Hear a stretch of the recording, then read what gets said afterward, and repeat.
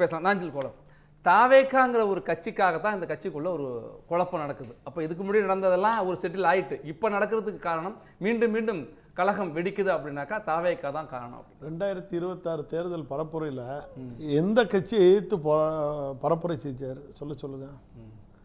தாவேக்காவை எதிர்த்தா, திமுகவை எதிர்த்தா. அதே திமுகவோட ரகசிய கூட்டணி வச்சு முதல்வர் ஆணுங்கும் போது திமுகவை ஏற்றுக்கிடுவாங்க. தாவேக்கா வகையாளியா கட்டுக்கதைங்கிறாங்க. கட்டுக்கதைங்கிறது எப்படி சார்? அதாவது சிவி சண்முகம் அவர் தான் பிள்ளைய கொண்டே ஆணை விடுறேங்கிறாரு. நான் பேசுறது உண்மைங்க. இவரை நம்ம திருமாவளவனை முதல்வர் போது பேசுறேன் கருத்தை மட்டும் சொல்லிடுறேன். அது அண்ணன் சிவி சண்முகம் சொல்றது முற்றிலும் தவறு. அதாவதுங்க அவர் ஒரு நிமிஷம் அவர் ஒரு சட்ட அமைச்சரா இருந்தவர். நம்மளுடைய பெரியாருடைய பாசறை பயின்றவனும் பெரியார கொள்கை தலைன்னு சொல்றான். அண்ணாவை சொல்றான். இந்த காலத்துல போய் நான் சத்தியம் பண்ணலாம் பேசக்கூடாது. அது அவர் தன்னை அவர் ஒரு உயர்ந்த தலைவராக இருந்தவர். அவர் தன்னை மாற்றிக்கொள்ள வேண்டும். அதாவது அவர் சொல்றது உண்மையை நாங்க சொன்னா ஏத்துக்கலையா? அதுக்கு முன்னாடி 6 முன்னாள் அமைச்சர்கள் நம்ம எல்லாம் ஒருங்கிணைப்போன்னு தேர்தலுக்கு முன்னாடி பேசும்போது பகுதி யாருங்க பேசுனா அப்படிலாம் யாரும் பேசலன்னு சொல்லி அதை மூடி மறைச்சது யாரு? எடப்பாடி பழனிசாமி. இந்த கட்சி இந்த சூழ்நிலைக்கு போகக்கூடிய கட்டாயத்துக்கு பழியாக போயிட்டுருக்கு. நீங்கள் சொல்கிறதெல்லாம் உண்மை. நம்ம ஒன்றும் ஒரு பெரிய கரிஷ்மா லீடர்ஸ் கிடையாது. புரட்சி தலைவர் போல, புரட்சி தலைவி அம்மா போல எடப்பாடி பழனிசாமி கிடையாது. உண்மை. நீங்கள் ஒரு லீடராக வந்தீங்க. எப்படி வந்தீங்க? பொதுக்குழுவை விலைக்கு வாங்கிட்டு வந்தீங்க. புரட்சி தலைவர் எம்ஜிஆர் வகுத்த விதியை மாற்றிட்டு சதிவேலையோடு உள்ளே வந்தீங்க. அதனால தானே இன்னைக்கு நீங்கள் என்ன பண்ணுறீங்க? பொதுக்குழு உறுப்பினர்கள் எல்லாம் மாற்றிக்கிட்டே இருக்கீங்க. 10 மாவட்ட செயலர் முன்மொழியணும், 10 மாவட்ட செயலர் வழிமொழியணுங்கிற திட்ட விதியை யாருக்கால கொண்டு வந்தீங்க? எடப்பாடி பழனிசாமிங்கிற ஒரு அகம்பாவம் ஆணவத்தில் நீங்கள் உச்சபட்ச அதிகாரத்தில் கொண்டு வந்து உட்கார வச்சுங்க. இது புரட்சி தலைவர் வளர்த்த கட்சி, புரட்சி தலைவி அம்மா உருவாக்கிய கட்சி. இந்த கட்சியில் விதியை மாற்றக்கு நீங்கள் யாரையா? முதல்ல நீங்கள் யாரு? நாங்கள்லாம் உழைச்சவங்க. அதிமுக அன்னையில இருந்து அடிமாட்டுகள் நாங்கள் கஷ்டப்பட்டவங்க.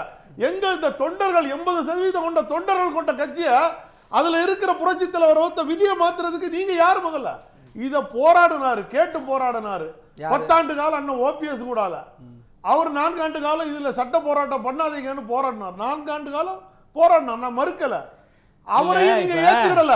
அவரையும் நீங்க ஏத்துக்கல. போயிட்டாரு. இல்ல இப்ப நாங்க இன்னைக்கு வரைக்கும் அதிகாரபூர்வமா எந்த ரெக்கார்டும் திமுக பேசினோம்ல, திமுக எடப்பாடி அவர் மரியாதை பொதுச்செயலாளர் ஒத்துக்கல.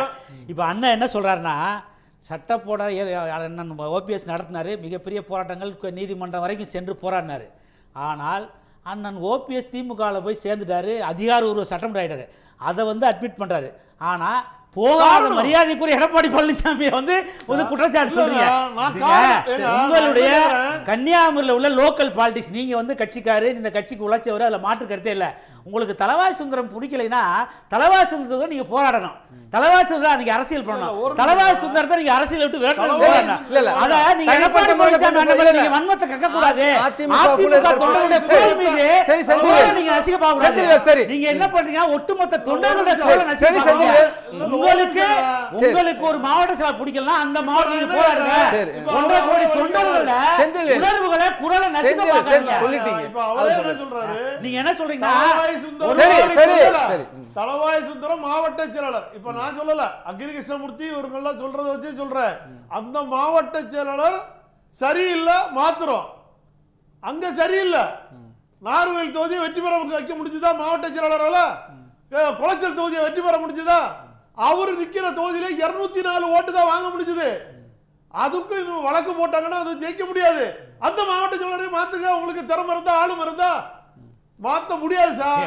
தலவாய் சுந்தரத்தை தொட்ட எடப்பாடி பழனிசாமி டப்பா டான்ஸ் ஆடிவோம். அவரை போய் தொட சொல்லுங்க பாப்போம். அது உங்க எடப்பாடி பழனிசாமிக்கு அங்கீகாரத்தை தினகரன் கொடுத்து வாங்கி முதலமைச்சர் பதவியை கொடுக்கும் போது தலவாய் சுந்தரம் சார், நான் சொல்றேன் சார், முன்னாள் மறைந்த ராஜேந்திர பிரசாத் மந்திரி, மீன்வளத்துறை அமைச்சராக இருந்தவர், அவரும் நானும் ஓபிஎஸ் கிட்ட போய் பதில் சொல்றோம். எங்க மாவட்டத்தில் தலவாய் சுந்தரத்தோட ஆதிக்கத்தில் இவர் சொன்னதுனால நான் அதை எடுக்கிறேன், இல்லைன்னா அவர் எடுக்க மாட்டேன். நான் போய் சொல்றோம். இதே ஆகஸ்ட் 15க்கு முன்னாடி ஒரு 12ஆம் தேதி, ஆகஸ்ட் 12ஆம் தேதி என்ன இருக்கும் அந்த சூழ்நிலை. போய் பேசுறோம். ஓபிஎஸ் எல்லா டைரக்ஷனும் அங்கன்னு கையை கட்டிட்டார்.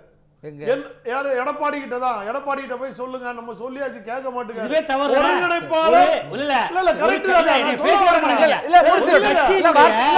நான் சொல்ல வரேன். ஒரு கட்சியோட ஒருங்கிணைப்பாளர் எங்களை கை காட்டி திசை திருப்பி முதல்வர்கிட்ட போய் கேளுங்க சொல்லி விட்டார். நானும் ராஜேந்திர பிரசாத்தும் எடப்பாடி பழனிசாமி வீட்டுக்கு போறோம். அப்பவே நான் சொன்னேன், ஆனா நான் உள்ள வரல, அவர் தலவாய் சுந்தரத்தை மீறி எதுவும் செய்ய மாட்டாரு. நான் 2-3 முறை நான் எடப்பாடி பழனிசாமி பேசிட்டேன். தலவாய் சுந்தரத்தை மீறி ஒன்றும் செய்ய முடியாது. அவர் பல்லாஸ்பத்திரிக்கு வந்தார், அங்கே வச்சு பார்த்து பேசிட்டோம். அவர் தலவாய் சுந்தரத்தை மீறி என்னால் செய்ய முடியாதுன்னு சொல்லிட்டாரு. நான் வரலனே வெளியே நிற்க. இவர் நான் போய் பேசுறேன்னு கொஞ்சம் மலையாளம் கலந்த, இன்னைக்கு நீங்க பார்த்துருப்பீங்களா சட்டமன்றத்தில் நம்ம பேசுகிறோம், மலையாளம் கலந்த தமிழ் போல பேசுனாரு. அவர் அங்கேருந்து வெளியில் வந்தார். ஒன்றும் உட்கல, வேற வழி இல்லை நான் சொல்லி என்கிட்ட சொன்னேன். நான் தான் சொன்னேன், நான் போகாத அசிங்கப்படுவேன், நான் தான் சொன்னேன். நான் உண்மையிலேங்க அந்த ஆள் படுத்தார் எம்எல்ஏ ஹாஸ்டல்ல. அது ஃபுல்லா ப்ரெஷர் ஏறி கமுந்து கீழே விழுந்து 2 நாள் கோமா ஸ்டேஜ் போயிட்டாரு சார். இந்த இந்த தலவாய் சுந்தரத்தை மாற்றுறது சார் கடைசி கோரிக்கையை வச்சாரு ராஜேந்திர பிரசாத். கடைசியா நாங்கெல்லாம் போய் நின்னோம். இவங்க யாரு எந்த தலைவரும் பார்க்கல, ஒருங்கிணைப்பாளரும் பார்க்கல, இணை ஒருங்கிணைப்பாளர் அது காது கொடுத்து கேட்கல. தலவாய் சுந்தரத்தை கண்டு கட்சி தலைமையே ஆடி போயிட்டு இருக்கு. இல்ல அந்த இடத்துக்கு தான் வரேன். அதிமுகவுடைய மாவட்ட செயலாளர்கள் அவர்கள் ஒவ்வொருத்தரும் ஒரு குறுநில மன்னர்கள் போல செயல்பட்டார்கள். அவர்கள் கொடுத்த பரிந்துரைப்படி தான் வேட்பாளர்கள் தேர்வு செய்தோம், அவர்களுடைய கேட்ட முடிவின்படி தான் கூட்டணி எல்லாம் அமைச்சோம். அப்போ இந்த இடத்துல மாவட்ட செயலாளர்கள் தானே பொறுப்பு. ஏன் இபிஎஸ் மேல நீங்க குற்றச்சாட்டு சொல்றீங்க? அன்னைக்கு ஓபிஎஸ் என்ன சொன்னாரு, 8 மாவட்ட செயலாளர் வச்சிருக்கீங்க வேலுமணி, இதே சிவி சண்முகம் நம்ம செஞ்சு ஏழுமலையெல்லாம் கேட்கிறாரு போடுவோம். லட்சுமணன் ஏன் போனாரு திமுகவுக்கு? நம்ம கூட தானே இருந்தாரு தர்மயுத்தத்துல, ஏன் போனாரு? பிரிக்கல. நல்லா புரிஞ்சிருக்க. நீங்க எல்லா வேலையும் செஞ்சு பேசாதீங்க. எல்லாரையும் இந்த உட்கட்சி பார்ட்டி இன்னைக்கு தலைவர் காலத்துல நடந்திருக்கு, அம்மா காலத்துல நடந்திருக்கு. ஏங்க அதே இருந்த அந்த கட்சியை வளர்க்கறதுக்கான வழி வச்சிருக்காங்க. அவர் லட்சுமணன் 8 தொகுதி 6 தொகுதி வச்சிருக்காங்க. 2 தொகுதியை பிரிச்சு போடுவோம். மாவட்ட செயலாளர் 2 தொகுதிக்கு மாவட்ட செயலாளர் பிரிச்சு போடுவோம்னு அண்ணன் ஓபிஎஸ் முதல் குரல் கொடுத்தாரு. அதுக்கு நாங்கெல்லாம் ஏன்னா தர்மயுத்தத்திலிருந்து வந்தவங்களுக்கும் 50% கொடுக்கணும்னு சொல்லி பேச்சுவார்த்தை நடந்து அதோ வேண்டான்னு தடசம் பண்ணினது அன்னைக்கு சிவி சண்முகம், வேலுமணி, இவங்க எல்லாரும் வேண்டான்னாங்க. இந்த பேச்சை கேட்டாரு. இந்த நான் தான் சொல்றேங்க, இவங்க இன்னைக்கு சண்டை நடக்குது, கட்சியை ஒருங்கிணைச்சிடலாம்னா கடந்த தேர்தலுக்கு முன்னாடி உண்மையா பாடுபட்டோம், ஒருங்கிணைங்கன்னு. அப்ப அவர் மாட்டேன்னார். இல்லைன்னு மறுக்க முடியாது. ஏன்னு கேட்டா ஓபிஎஸ் வீட்டில் உணவுத்துறை அமைச்சர் காமராஜும் இதே உதயகுமாரும் வராங்க. என்கிட்ட ஓபிஎஸ் சொல்லி பேசுங்கன்னு சொல்றாரு. நான் தான் இவங்கள்ட்ட பேசுறேன். ஓபிஎஸ் முன்னுக்க இருந்து நாங்க கஷ்டப்பட்டு வந்திருக்கோம், நாங்க நல்லா இருந்தோம், நீங்க தான் கட்சி இணைங்கன்னு வந்தீங்க. முதல் தர்மயுத்தத்துல இணைச்சோம். 50% நீங்க எல்லாருக்கும் கொடுக்கணும். யாருக்கு இதை கொடுத்தீங்க சொல்லுங்க சார். கட்சி போயிட்டாங்க சார். இப்ப இன்னைக்கு பிரச்சனைக்கு வந்துரும். இல்ல சரி சார், நிறைய பேசுறேன். செய்யல சார், எதையுமே அவர் செய்யாத அவர் கூட இருந்தவங்க இன்னைக்கு ஏத்து பேசுறாங்களே. அன்னைக்கு எல்லாம் ஒத்துக்கிட்டு இன்னைக்கு ஏன் ஏத்து பேசுறாங்க சார்? இப்ப இன்னைக்கு அவங்க எல்லாம் அவங்களுக்கு இப்ப என்ன சொல்லறிவு புத்தறிவு வந்தா எல்லாம் இப்பதான் அவங்களுக்கு தெரிஞ்சிருக்கு. அவங்களுக்கு இப்ப புரிஞ்சுக்கிட்டு சரி இந்த கட்சியை காப்பாத்த எடப்பாடி பழனிசாமி ஆல முடியாது. அண்ணன் பண்டூர்ட்டியார் அழகா சொன்னாரு, வண்டி ஓட்டுறவன் சரி இல்லைன்னா எங்கேயா கொண்டதுல பள்ளத்துல இறக்கி விட்டுருவாப்லான்னு கூட அண்ணன் விளக்கம் கொடுத்தாரு. இவர் உள்ளாட்சி தேர்தலையும் தோல்வி, நாடாளுமன்ற தேர்தலையும் தோல்வி, எல்லாத்துலயும் தோல்வி எடுத்துட்டு வந்தார் சார். ஒரு முதலமைச்சரா இருக்காரு சார். சேலம் புறநகர் மாவட்ட செயலாளர் மாற்றி கொடுக்கல சார்.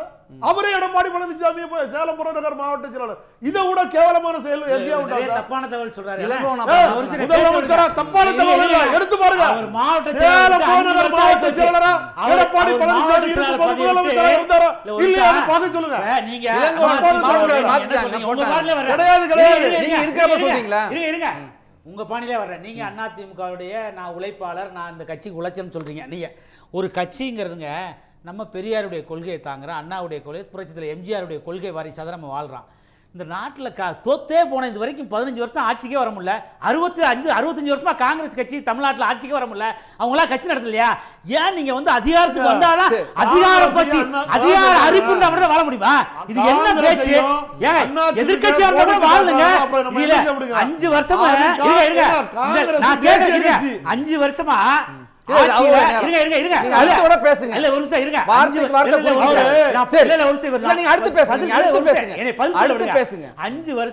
அண்ணன் வேலுமணி, அண்ணன் சி.வி. சண்முகம் இப்ப இந்த குரல் கொடுக்குறாங்கல்ல, இவங்க எல்லாம் அமைச்சரவையில் இருக்கும்போது எடப்பாடி நல்லா தெரிஞ்சாரு, கட்சி நல்லா தெரிஞ்சு, கட்சி வந்து தோத்து போயிட்டு வந்தவன இப்ப தாவேக்காக போய் ஓட்டு போட்டு என்னங்க நியாயம் இது? ஒரு சித்தாந்தத்துக்கு எதிரான கட்சி. சொல்லி முடிக்க விடுங்க. அந்த கேள்விக்கு பதில் சொல்லட்டும். கட்சியை காப்பாத்தணும்னு நினைக்கிறீங்களா இல்ல கட்சி அழிஞ்சு போகணும்னு நினைச்சு பேசிட்டீங்களா? தெரியல. என்ன அடிக்கடி பேசல. இன்னும் தன்னுடைய தவறத்தை பேசுறீங்க. இந்த கட்சி காலாமதான் போகும். கட்சி அழிக்கிறதுக்கான அஜெண்டா பேசுறீங்க. அதுதான் நான் உங்களை வந்து சொல்றேன். உங்க அஜெண்டா அது. முதலமைச்சரா இருந்தார்ல, ஒருங்கிணைப்பாளர் இருந்தார்ல, புரட்சி தலைவர் ரோத்த விதியை மாத்தினாங்களா? பொதுக்குழு கூட்டுனாங்களா? எந்த பொதுக்குழுலயும் திருத்தத்தை மாத்தினாங்களா? மாத்தல. புரட்சி தலைவி அம்மா 20 ஆண்டு காலமா கட்சியோட பொதுச் செயலாளரா இருந்தாங்களா? புரட்சி தலைவர் ரோத்த விதியை மாத்தினாங்களா? நீங்க சொன்னீங்களா? நான் சொல்றேன் துடிக்கிறேங்க. இருங்க.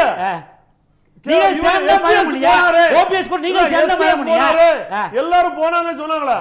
எல்லாரும் போனாங்க. ஆனா எம்ஜிஆரோட விதி தொண்டர்களால தேர்ந்தெடுக்கப்படணும் ஆங்கிற விதியை மாத்தல சார்.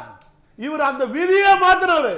விதியை மாத்திட்டு அண்ணா திமுக சொல்றதுக்கு தார்மீக உரிமையற்றவர் எடப்பாடி பழனிசாமி. இவர் அண்ணா திமுக சொல்றதுக்கு அதிமுக பதவி வைக்கும், பொதுச் செயலாளர் பதவி வைக்கும். ரெண்டு பேரும் இன்னைக்கு அக்ரி கிருஷ்ணமூர்த்தி ஒரு விஷயத்தை குறிப்பிட்டிருக்கார். எல்லா முடிவுகளும் அனைத்து மாவட்ட செயலாளர்கள், நிர்வாகிகள், மூத்த நிர்வாகிகளோடு ஆலோசித்து தான் முடிவெடுத்தாங்க. தன்னிச்சையாக இபிஎஸ் எந்த முடிவும் எடுக்கலை.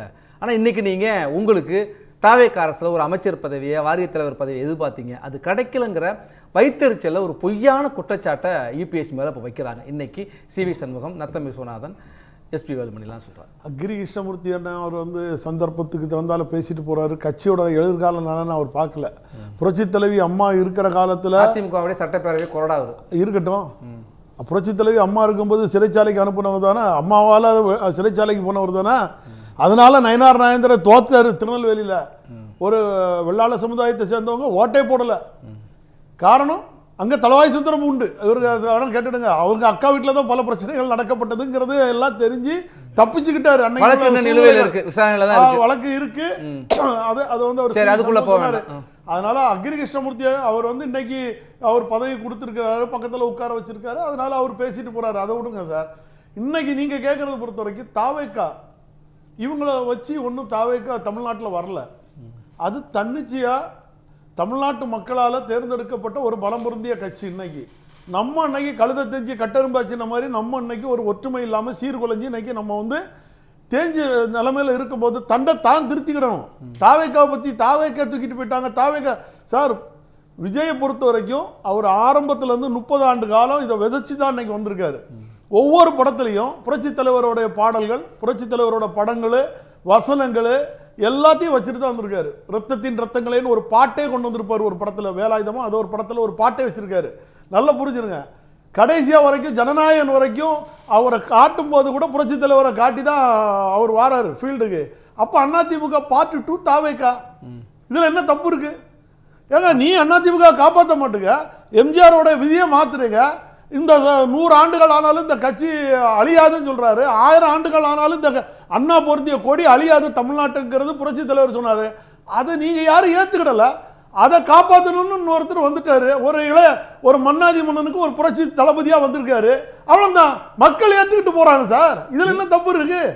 நீங்கள் இதய உதயம் என்று கொண்டாடிய தலைவர்கள் உருவாக்கிய வளர்த்த ஒரு கட்சி, உங்களுக்கு ஒரு மாவட்ட செயலாளர், அமைச்சர் என்று ஒரு அடையாளத்தை கொடுத்த கட்சி, இன்றைக்கு அது ஒரு நெருக்கடியில் இருக்குன்னா அதுக்கு நீங்க துணை நிற்கணுமா, இன்னொரு கட்சிக்கு போகணும்? அது யாரால?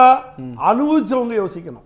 இதுல இருந்து அனுபவிச்சாங்கல்ல மந்திரி, எம்எல்ஏ, தொண்டனை நீங்க சொல்லக்கூடாது. கட்சியில் இருக்கிற தொண்டை இன்னைக்கு எனக்கு ஒரு தலைவர் இல்லை, இதோட விஜய் ஒரு தலைவராக தெரிகிறாரு. அவரும் எம்ஜிஆரை புகழுவாரு, புரட்சி தலைவர் வழியில வராரு. அண்ணன் சொன்ன மாதிரி பத்திரிகையாளர் பெருந்தலைவர் வழியே புரட்சி தலைவர் ஏற்றுக்கிட்டாரு. அதுக்காக சொல்ல முடியுமா? பெருந்தலைவர் வழியே புரட்சி தலைவர் ஏற்றுக்கிட்டால தான் மதிய உணவை சத்துணவு ஆக்குனாரு. அதனால அதே வழியில இவர் பெருந்தலைவரையும் எடுத்துக்கிட்டாரு, புரட்சி தலைவரை எடுத்துக்கிட்டாரு.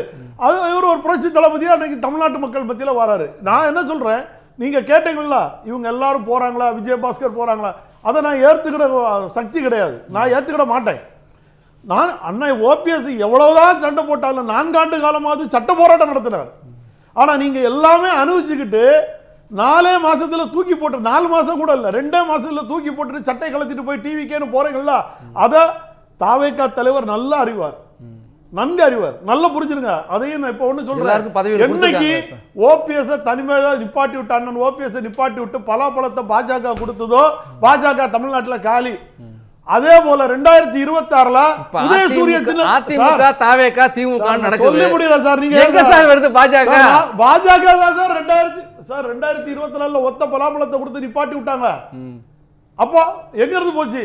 இதே எடப்பாடி பழனிசாமி பாஜக வேண்டாம்னு போனாரு, நல்லா புரிஞ்சுங்க. 2 பேர் எதிர்த்து 11 பேர் வாக்களித்ததுக்கு அப்புறம் கட்சி இணைஞ்சது எப்படி சார்? 2 பேர் கை கோத்து வச்சது யாரு சார்? அது நீங்க நான் இப்ப அதுக்கு சொல்றேன், புரிஞ்சுங்க. உங்களுக்கு உங்க கேள்விக்கு வரேன். அன்னைக்கு பலாப்பழத்தை தூக்குனாரு பாஜக ஆதரவோட. பாஜக தமிழ்நாட்டில் எங்கேயுமே வெற்றி பெற முடியல. உதயசூரியன் 2026ல அண்ணன் ஸ்டாலின் இதே ஓபிஎஸ் வந்தா தென் மாவட்டத்தில் வெற்றி பெற்றலாம் நினைச்சு தூக்குனாரு. அவரு குளத்தூர்ல காலி. நல்லா புரிஞ்சுங்க. இது ஓபிஎஸ் போற இடம் எல்லாத்துக்கும் வெற்றி வாய்ப்பு இருக்காது. ஓபிஎஸ் போற இடம் வெற்றி இல்ல. ஓபிஎஸ் வந்து ஒருங்கிணைப்பாளரா இந்த அதிமுக முகமா மக்கள் பார்த்த பிறகு பாத்தீங்களா இவங்க எல்லாம் கபலீகரம் பண்றாங்கன்னு போது அந்த தலைமை ஆபத்தாகுது. இப்பவும் அண்ணன் ஸ்டாலின் வந்து ஓபிஎஸ் பதவி கொடுத்தாருன்னா திமுக காலி. நான் சொல்றேன், தங்க தமிழ் செல்வம் உடனே தாவேகா போயிருவாருங்க. நீங்க ஓபிஎஸ் தேனி மாவட்டத்தில் கொடுத்தீங்கன்னா தங்க தமிழ் செல்வம் தாவேகா போயிருவாரு. அதே மாதிரி அங்க உட்கார்ந்துட்டு இருக்காங்க என்னப்பா திரும்பி இவர் வேண்டாம் சொல்லிதான் நம்ம இங்கே வந்தோம், இவர் இங்க வந்துட்டாருன்னு சொல்லிட்டு அவன் பட்டியை கட்டிடுவான் சார். அதனால ஒரு அண்ணன் ஸ்டாலின் இன்னும் பதவி போடாம வச்சுட்டு உட்கார்ந்துட்டு இருக்காரு. நீங்க அந்த கதையெல்லாம் உள்ள போற நிறைய பேர்லாம் அதை விடுங்க. அவர் பாவம் சந்தடி சாக்குல கூடவே இருந்து நீங்க ஓபிஎஸ் கூட அவர் போற இடத்துக்கெல்லாம் வெற்றி வாய்ப்பு இருக்கு. இப்ப கூட சொல்லுவேன், அண்ணா ஓபிஎஸ் திமுகவை போடி தொகுதியை ரிசைன் பண்ணிட்டு வெளியில வர சொல்லுங்க. இந்த அண்ணா திமுக காப்பாத்த எஸ்பி வேலுமணி சிவி சண்முகத்துக்கு கூட கை கொடுக்க சொல்லுங்க. இன்னும் தமிழ்நாட்டில் இருக்க அத்தனை அதிமுக தொண்டனும் அவர் பின்னாடி நிக்க வாய்ப்பு இருக்காது. நான் நிக்கிறேன், வாய்ப்பு இருக்கு. எங்களை போல லட்சக்கணக்கான தொண்டை பின்னாடி நிக்கிறோம். இந்த விதியை மாத்த சார் அவர்தான் வழக்கு நாடாரு, அவர்தான் தேர்தல் ஆணையம் போனாரு. நீங்க போய் ஒரு எம்எல்ஏ ஆயிட்டு சார் போடி வெற்றி பெற்றுதா சார்? போடி திமுக வச்சு வெற்றி பெற்றுதா இல்ல ஓபிஎஸ் வச்சு போடி வெற்றி பெற்றுதா சொல்லுங்க பாப்போம். அந்த தொகுதியில ஓபிஎஸ் வெற்றி பெற்றாருன்னா ஓபிஎஸ்ங்கிற முகத்துக்காக கிடைச்ச ஓட்டா இல்ல திமுக கிடைச்ச ஓட்டா சொல்லுங்க. சரி, முடியாதுல சார். பெரிய குளத்துல கேட்டா அப்ப நீங்க இன்னைக்கு அவரை கொண்டு போய் ஒரு கட்சிக்கு ஒருங்கிணைப்பாளரா இருக்காரு. எம்பி எம்எல்ஏ எல்லாம் நியமிச்சவரு, பல பதவிகளை அனுபவிச்சவரு, உச்சபட்ச பதவியா அறிவிச்சவரு. இப்ப எங்க இருக்காரு? இன்னைக்கு உதயநிதி கைதுக்கு உட்கார்ந்து போராட்டம் நடத்துறாரு. அதான் சொல்றேன் சார், போராட்டம் நடத்தினா கூட பரவாயில்ல சார். அதோட முன்னாள் முதல்வர் கைதுன்னு நீங்க வர போட்டீங்களா, அவமானப்படுத்துறீங்க. அண்ணா திமுக முன்னாள் முதல்வர் சொத்தை கொண்டு போய் திமுக அடமானம் வச்சுட்டாருன்னு எங்களுக்கு எல்லாம் கஷ்டமா இருக்கு. இல்ல நான் என்ன சொல்றேன் சார், போற போகல என்ன இழுத்து விட்டு வராங்க. நீங்க ஆதரவா பேசுறீங்களா எதிர்த்து பேசுறீங்களா? ஒரு குழப்பம் ஏற்படுது எங்களுக்கு. இல்ல நீங்க ஓபிஎஸ் உடைய தீவிர ஆதரவாளர் அறியப்பட்டவர். சொல்றேன் அண்ணா ஓபிஎஸ் மேல எனக்கு இன்னும் பற்றுதல் உண்டு, பாசம் உண்டு, அதெல்லாம் கதை கிடையாது. திமுகல போய் அண்டி பொழைக்கிறது வெளியில வாங்குறேன். சரி நீங்க நான் என்ன சொல்ல போக நான் சொல்லல. இந்த இயக்கம் இன்னைக்கு பாழ்பட்டு நிக்கலாம். இந்த இயக்கத்தால தானே நீங்க இன்னைக்கு வளர்ந்தீங்க. ஆமாங்க, இயக்கத்தால தானே 3 முதல்வர் நீக்கப்பட்டது. எடப்பாடி பழனிசாமி தாங்கிற இன்னைக்கு யார் இருக்கான்னு கேக்குறாங்கல்ல. சசிகலா அம்மா தென்னந்தோப்பு தூக்கிட்டு அவங்க ஒரு பக்கம் போயிட்டாங்க. ஆனா கட்சி சொத்தெல்லாம் அந்த அம்மா கையில இருக்கு. அந்த அம்மா முயற்சி எடுக்கலாம். தினகரன் கிட்ட சேர்க்க மாட்டாங்க. ஏன்னா தினகரன் கிட்ட சேர்த்தா அந்த அம்மா வர மாட்டாங்க. இங்க இருக்கிற குடும்பப்படி சண்டைக்கு அப்போ எடப்பாடி பழனிசாமி தான் தான் ராஜா, தான் தான் மந்திரின்னு அலைறாரு. இதை திருத்துங்க, இந்த கட்சியை காப்பாத்துங்க. அண்ணன் ஸ்டாலின் உங்களை வழி அனுப்பி வைப்பாருங்கிறது நான் என்னோட ஒப்புதல்.